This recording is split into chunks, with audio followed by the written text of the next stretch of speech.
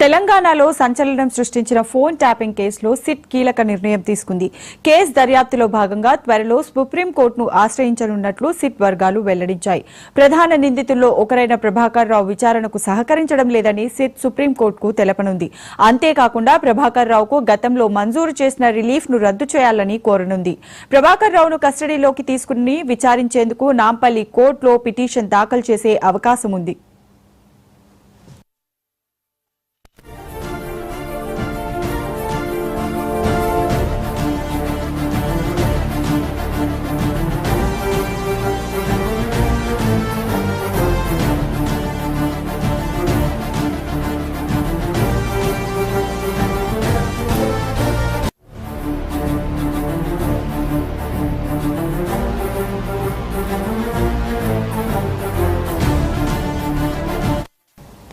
ఇప్పటి వరకు ప్రభాకర్ రావును సిట్ అధికారులు 3 సార్లు ప్రశ్నించారు.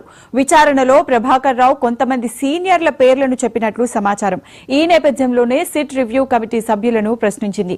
త్వరలో మాజీ డీజీపీ మహేందర్ రెడ్డి స్టేట్మెంట్ ను సిట్ రికార్డ్ చేయనుంది.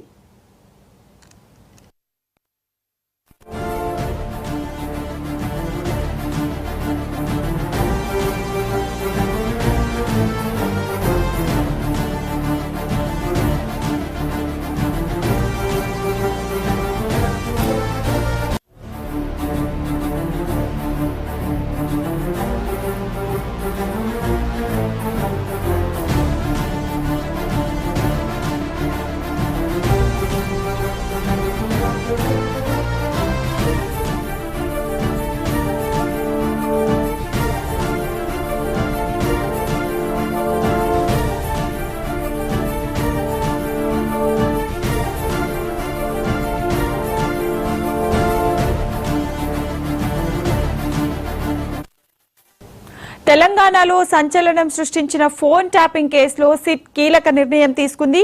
కేసు దర్యాప్తులో భాగంగా త్వరలో సుప్రీంకోర్టును ఆశ్రయించనున్నట్లు సిట్ వర్గాలైతే వెల్లడించాయి. ఇక ఇదే అంశానికి సంబంధించి మా కరెస్పాండెంట్ సుచిత మరింత సమాచారాన్ని ఫోన్ లైన్ లో అందిస్తారు. సుచిత,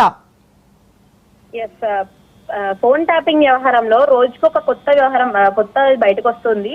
అలాగే అయితే ప్రస్తుతం సిట్ విచారణలో భాగంగా సుప్రీంకోర్టును అయితే ప్రభాకర్ రావు సిట్ అయితే సుప్రీంకోర్టును ఆశ్రయించబోతుంది. ఎందుకంటే ప్రభాకర్ రావు విచారణకు సహకరించడం లేదు అంటూ అయితే సుప్రీంకోర్టు అయితే సిట్ వెళ్ళబోతుంది సుప్రీంకోర్టుకి. అయితే పూర్తిగా ప్రభాకర్ రావుకి ఏదైతే రిలీఫ్ అనేది ఇచ్చారో అది మాత్రం రద్దు చేయాలి అని చెప్పి ఆల్రెడీ సుప్రీంకోర్టుని కోరింది సిట్. అయితే ప్రభాకర్ రావు కస్టడియల్ విచారణకు నాంపల్లి కోర్టులో పిటిషన్ వేసే ఛాన్స్ ఉంది. కాకపోతే ఇప్పటికే 3 సార్లు ఆయన ప్రశ్నించిన, ఇది 4వ సారి ఆయన విచారణకు హాజరయ్యాడు. ఎంత చేసినా కూడా సీనియర్ల పేర్లు చెప్పడంతో రివ్యూ కమిటీ వాళ్ళు ఎవరైతే ఉంటారో వాళ్ళని కూడా ప్రశ్నించింది సిట్. అయితే త్వరలో మాజీ డీజీపీ మహేందర్ రెడ్డి స్టేట్మెంట్ కూడా రికార్డ్ చేయబోతున్నారు. అయితే పూర్తిగా ఈ ఫోన్ ట్యాపింగ్ కి సంబంధించి 4వ సారి విచారణకు హాజరైనా కూడా దాదాపుగా ఎంతో మంది మావోయిస్టు సానుభూతి పరుల పేర్లతో అయితే రాజకీయ నేతలే కానీ ఏదన్నా కానీ ఫోన్ ట్యాపింగ్ జరిగినట్టు వాళ్ళ పేర్లు చెప్పి ఫోన్ ట్యాపింగ్ చేయించారని చెప్తున్నారు.